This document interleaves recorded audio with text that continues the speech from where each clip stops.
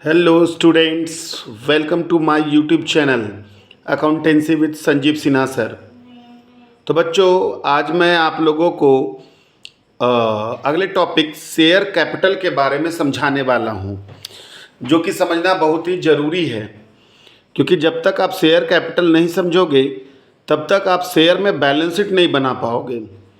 तो इसलिए share capital समझना बहुत ही ज़रूरी है। तो आइए चलते हैं, हम लोग समझते हैं शेयर कैपिटल के बारे में और शेयर कैपिटल के टाइप्स के बारे में।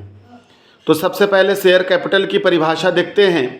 तो लिखा है मैंने कि when a company collect funds by issue of its share among the public, the fund so collected is termed as share capital.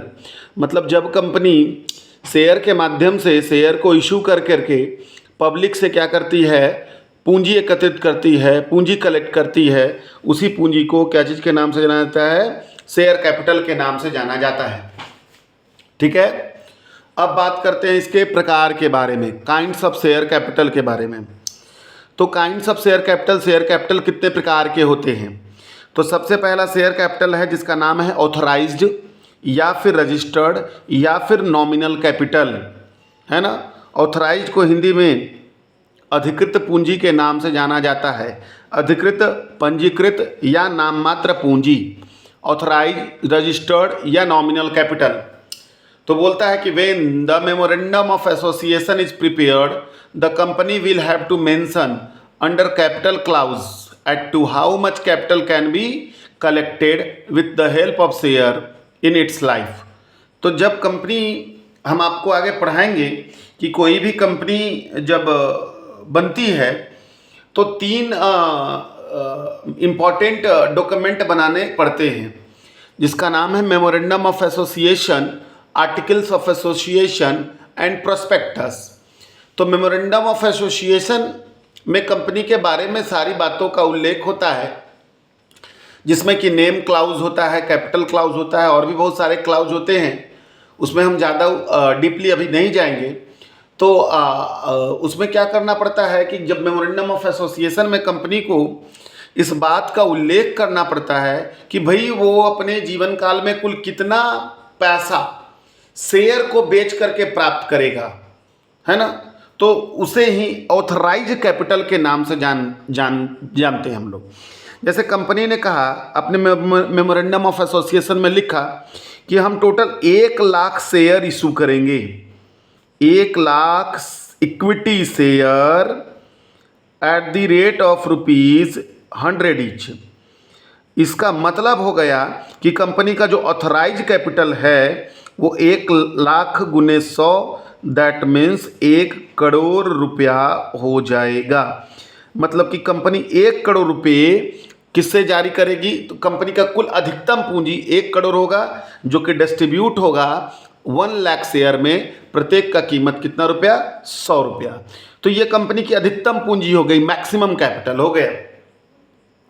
दूसरा जो टॉपिक है, उस टॉपिक का नाम, दूसरा जो है कैपिटल के प्रकार में, शेयर कैपिटल के प्रकार में, कैपिटल नहीं बोलेंगे, शेयर कैपिटल के प्रकार में, उसका नाम है issued share capital. Issued share capital का मतलब होता है कि कंपनी कितना शेयर पब्लिक के बीच में बेचने के लिए भेजेगी, कितना शेयर कंपनी पब्लिक के बीच में बेचने के लिए भेजेगी, उसे इशूड शेयर कैपिटल के नाम से जाना जाता है। दैट मीन्स कंपनी कितने शेयर के लिए एप्लीकेशन इनवाइट करेगी, है ना। तो जैसे कि अब कंपनी ने टोटल मैक्सिमम रखा था कि 1,00,000 शेयर हम क्या करेंगे, पूरा अपना लाइफ टाइम में ये करेंगे, इशू करेंगे। तो ऐसा कोई ज़रूरी नहीं कि पूरा 1,00,000 का 1,00,000 शेयर कंपनी क्या कर देगी, आम जनता के पास बेचने के लिए, पब्लिक के पास बेचने के लिए क्या कर देगी, भेज देगी। मान लिया कि कंपनी ने इस 1,00,000 शेयर में से 80,000 शेयर, प्रत्येक का कीमत कितना, 100 रुपया, दैट मीन्स 80,00,000 रुपया का शेयर कंपनी ने मार्केट में इशू करा। मतलब कंपनी ने जनता के बीच में 80,000 शेयर को भेजा कि आइए आइए आइए, हम शेयर बेच रहे हैं, मेरा कंपनी का शेयर खरीदिए, हम 80,000 शेयर बेचने वाले हैं। तो यही जो 80,000 शेयर कंपनी जनता के बीच में भेज रही है ना, इनवाइट कर रही है इसके लिए एप्लीकेशन, उसे इशूड शेयर कैपिटल के नाम से जाना जाता है। तीसरा जो नंबर आता है उसका नाम है सब्सक्राइब्ड शेयर कैपिटल। तो अब देखो, ऐसा कोई ज़रूरी नहीं है कि कंपनी जितना शेयर बेचने के लिए भेजे उतना सारा शेयर बिक ही जाए। जितना शेयर बेचने के लिए भेजे उतना सारा शेयर क्या हो जाए, बिक ही जाए। तो भैया जितना शेयर के लिए एप्लीकेशन प्राप्त हो जाता है कंपनी को, उसे सब्सक्राइब्ड शेयर कैपिटल के नाम से जाना जाता है। जैसे मान लिया कि 80,000 शेयर मार्केट में बेचने के लिए कंपनी भेजी, 80,000 पूरे शेयर बिक गया, तो ठीक है, सब्सक्राइब बराबर 80,000 ही हो जाएगा। लेकिन कंपनी अच्छी नहीं थी, लोग उतना विश्वास नहीं कर रहे थे, तो 80,000 में से कंपनी को 70,000 शेयर के लिए ही एप्लीकेशन प्राप्त हुआ। तो 70,000 शेयर के लिए एप्लीकेशन प्राप्त हुआ at the rate of rupees कितना each, 100 each. That means 70 lakh रुपया जो है वो कहला जाएगा, कौन सा कैपिटल कहला जाएगा, सब्सक्राइब्ड कैपिटल, है ना। तो देखो, इसमें 80,000 बेचने के लिए भेजा था और बिका कितना, 70,000। इसको अंडर सब्सक्रिप्शन के नाम से भी जाना जाता है। जब जितना शेयर कंपनी बेचने के लिए भेजी उससे कम शेयर अगर बिक रहा है तो उसे अंडर सब्सक्रिप्शन कहते हैं। और अगर कभी कभी ऐसा भी होता है कि जितना शेयर कंपनी ने मार्केट में बेचने के लिए भेजा उससे ज़्यादा शेयर के लिए कंपनी को एप्लीकेशन प्राप्त हो गया, 80,000 शेयर बेचने के लिए भेजा, मिल गया 90,000 के लिए एप्लीकेशन, तो वो कहलाएगा ओवर सब्सक्रिप्शन, है ना। चलिए, तो भैया टोटल यहाँ पर 70,000 शेयर के लिए कंपनी को एप्लीकेशन प्राप्त हुआ। कितना शेयर के लिए, 70,000 के लिए। तो ये 70,000 शेयर क्या चीज़ के नाम से जाना जाएगा, सब्सक्राइब्ड शेयर कैपिटल के नाम से जाना जाएगा। नेक्स्ट टर्म है कॉल्ड अप कैपिटल, है ना। तो कॉल्ड अप कैपिटल, अब देखो एक शेयर का दाम कितना रुपया है, 100 रुपया। तो कोई ज़रूरी नहीं है कि कंपनी क्या करेगी, 100 रुपया है टोटल मांग लेती है।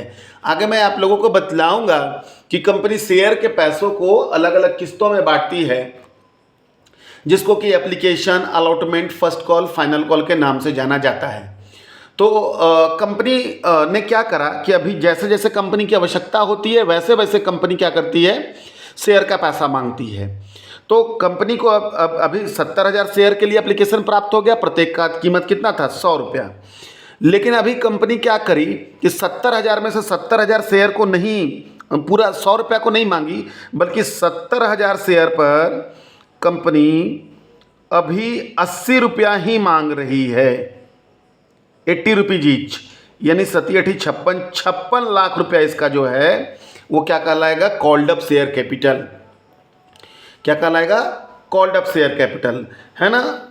ठीक है, जितना शेयर का पैसा कंपनी मांगती है, शेयर होल्डर से कॉल्ड करती है, उसे कॉल्ड अप शेयर कैपिटल के नाम से जाना जाता है ना। अब हो सकता है कि कुछ व्यक्ति जो कि शेयर खरीदे वो एक आध किस्त का भुगतान करने में क्या हो जाए, मना कर दे या असक्षम हो जाए, तो उसे कॉल्स इन एरर कहा जाता है। क्या कहा जाता है, कॉल्स इन एरर। तो कॉल्ड अप शेयर कैपिटल में से कॉल्स इन एरर का मतलब था जो पैसा नहीं मिला। जैसे total called up share capital था 56 लाख। अब एक व्यक्ति जिसके पास मान लिया 500 शेयर था, वो 20 रुपया के या 30 रुपया नहीं दिया, 30 रुपये के हिसाब से नहीं दिया, तो 500 गुना 30 यानी 15,000 रुपया नहीं दिया वो, है ना। तो 56 लाख माइनस कितना हज़ार, 15,000, यानी हो जाएगा 55 लाख कितना हज़ार, 85,000। ये कहला जाएगा कौन सा capital, paid up share capital कहला जाएगा। एंड लास्ट है आपका रिजर्व कैपिटल। तो बोलता है a fix part of unissued capital left through a proposal by a company to be called up at the time of liquidation is called reserve capital. That means कि share capital का वह भाग जिसको company ने सोचा है कि उसको हम केवल लिक्विडेशन के समय मांगेंगे, मतलब यदि कंपनी समाप्त होने लगेगी तब मांगेंगे। जैसे फॉर एग्जांपल यहाँ 70,000 शेयर था, कंपनी ने अभी 80 रुपीज़ मांगा, 20 रुपये छोड़ दिया कि नहीं अभी मांगना ही नहीं है, तो वो 20 रुपये जो नहीं मांगना है उसको रिजर्व बना करके रख दिया, और इसी को क्या चीज़ के नाम से जाना जाएगा, रिजर्व कैपिटल के नाम से जाना जाएगा। तो ये था आपका टाइप्स ऑफ शेयर कैपिटल, जिसमें मैंने बताया authorise share capital, issued share capital, है ना, subscribed, called up, paid up and reserve capital. आशा करते हैं कि आपको ये वीडियो समझ में आया होगा। और कल मैं आप लोगों को शेयर के जर्नल एंट्रीज के बारे में और एक क्वेश्चन बताने वाला हूँ। सो चैनल में बने रहें और सब्सक्राइब ज़रूर कर लें, ताकि मैं आपको ज़्यादा से ज़्यादा पढ़ाता रहूं और आपके एग्ज़ाम में बेहतर करवाने की कोशिश करता रहूं। धन्यवाद।